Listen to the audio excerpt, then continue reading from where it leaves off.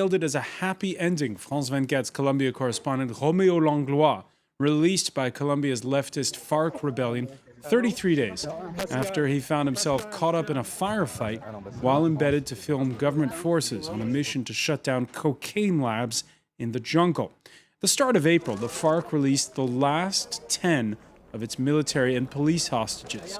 On the world stage, though, the story went largely unnoticed. Those so-called exchangeable prisoners are free, but Colombian human rights groups claim that up to 700 civilians are still in the hands of the rebellion, most of them poor villagers from remote jungle areas. Unnoticed as well, the number of attacks on security forces, like this one that Roméo Langlois filmed back in 2010. Attacks like this one are up sharply in the past year.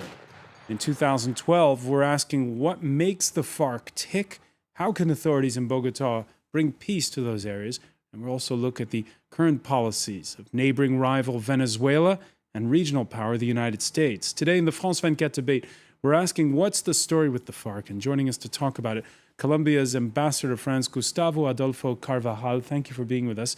Also with us, Ricardo Abdala, Paris correspondent for Colombia's oldest running newspaper, El Espectador. Thank you for being with us. Thank you. Eduardo Cuey, Paris-based journalist and media consultant. Thank you for being with us.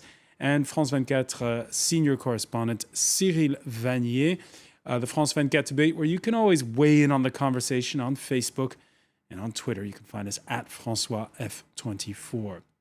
Now, just a short while ago, Roméo Langlois staging a press conference at the French embassy in Bogotá. He started with a lengthy tribute to the soldiers killed, trying to protect him from the FARC in that firefight we mentioned. He later said it might be hard for him to keep doing his job as it was before, now that his picture's been plastered in every newspaper. But after flying back to Paris later to see his family, he says he will definitely be back in Colombia. The story playing out in the past 24 hours, again, a happy ending was the reaction of the French president. Mr. Ambassador, the release of Roméo Langlois in the media here, it's been all about him. And are you pleased the way the story has been told over the past 24 to 48 hours? Generally, I would say yes. The government of Colombia has been working with the government of France for the past month in the process of trying to get François Langlois released. And we're very happy that at the end he's back to society, he's back with his family, and he'll be able to keep on working both in France and in Colombia if he wishes to come back. So we're very happy how the ending came out. We were very worried. We met with the French government both here in Paris and in Bogotá many times. We also met with their family here in Paris, and we were always very supportive of them, and we were able to have a happy ending, as they say. There was one agency report on the moment in which he was released, the French news agency AFP, with villagers who put out banners when there was the media scrum that arrived in that town where he was handed over to the ICRC, where the ICRC came out with him. And the villagers saying, we need the state to be there, but not with its weapons and bombs, but with investments. In other words, these villagers were happy for the publicity that this suddenly was shining on their region, which, again, we wouldn't otherwise be talking about right now. Well, the government has been doing great advances in the last few years and passing new laws and doing a lot of new social programs, both in those villages and in a lot of villages all around the country. And there has been a lot of advancement in those places. So I'm not so sure why they did that, and the publicity obviously helps them, but they don't need that publicity. The government has been working very hard. There's new laws of the restitution of their land. There's new laws that the government has been passing the last year for having a better society. At the same time, the FARC keeps involved in the drug trafficking. The government obviously has to control that. So it depends also on how this could go on. Let me ask Ricardo Abdallah, do you agree?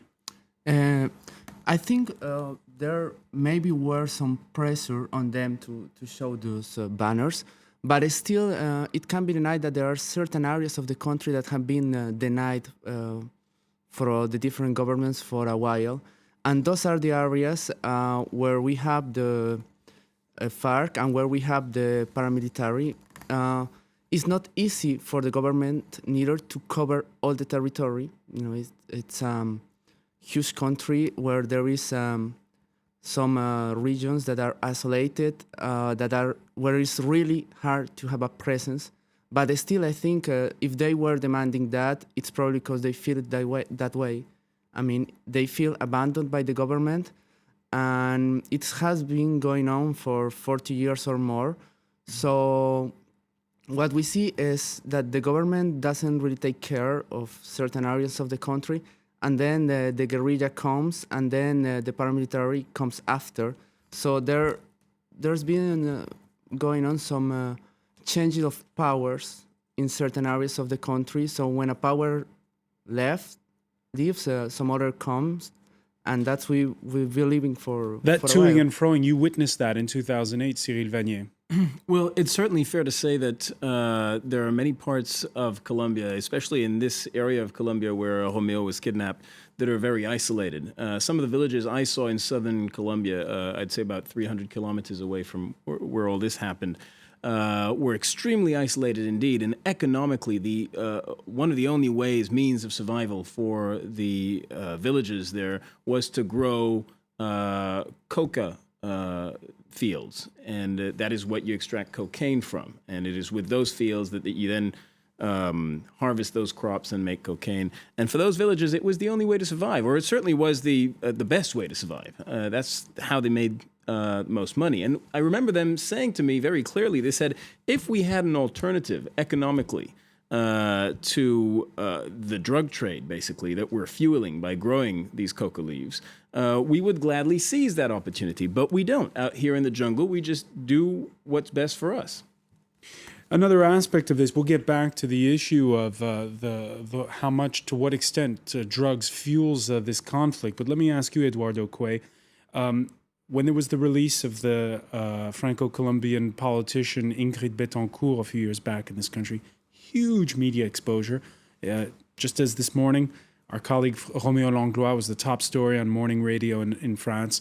But there was scant mention of all the problems we've begun to evoke here. Let me ask you what you think of the media coverage of the past 48 hours in this country.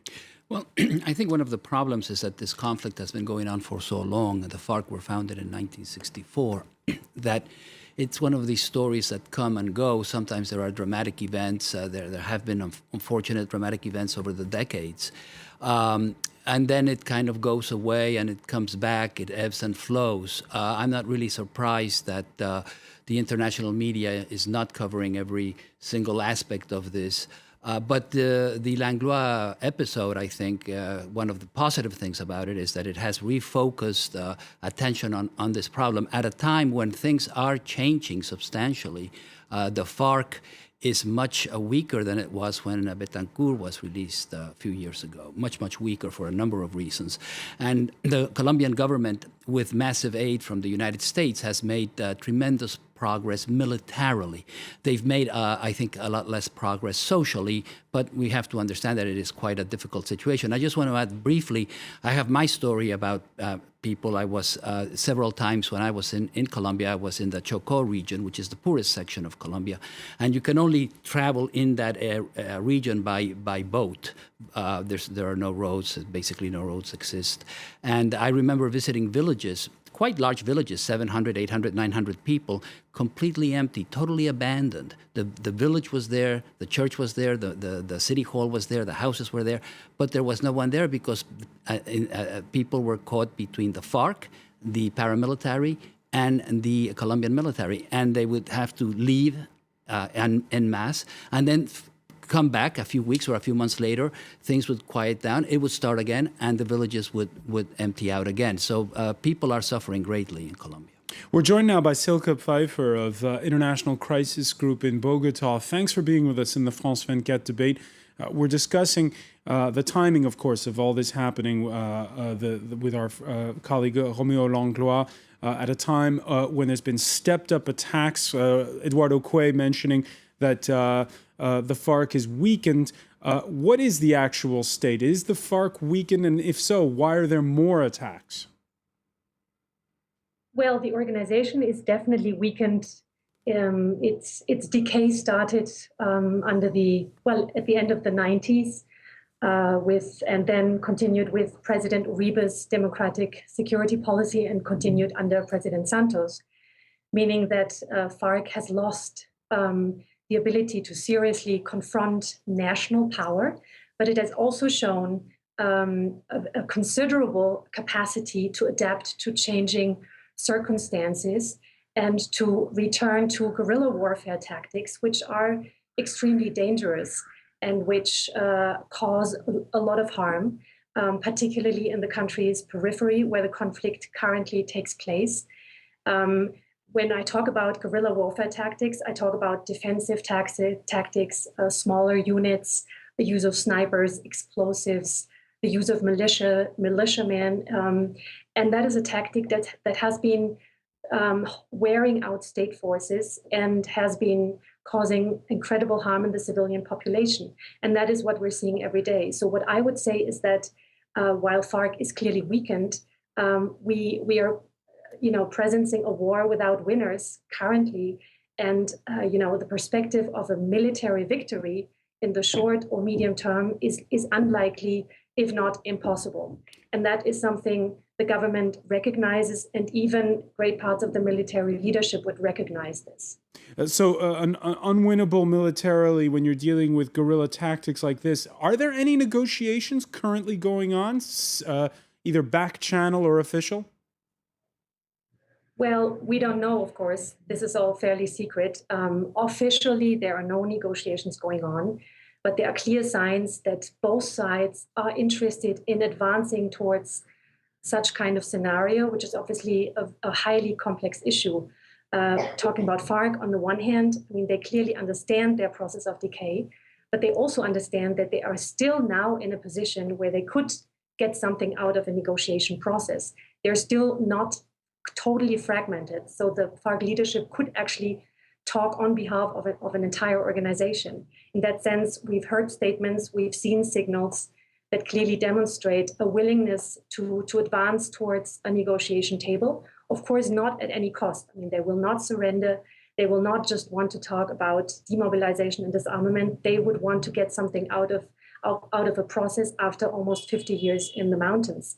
And the government, on the other hand, as I said, understands that a military victory is not a short-term possibility. It understands the costs of the war. We're seeing soldiers being killed every day here.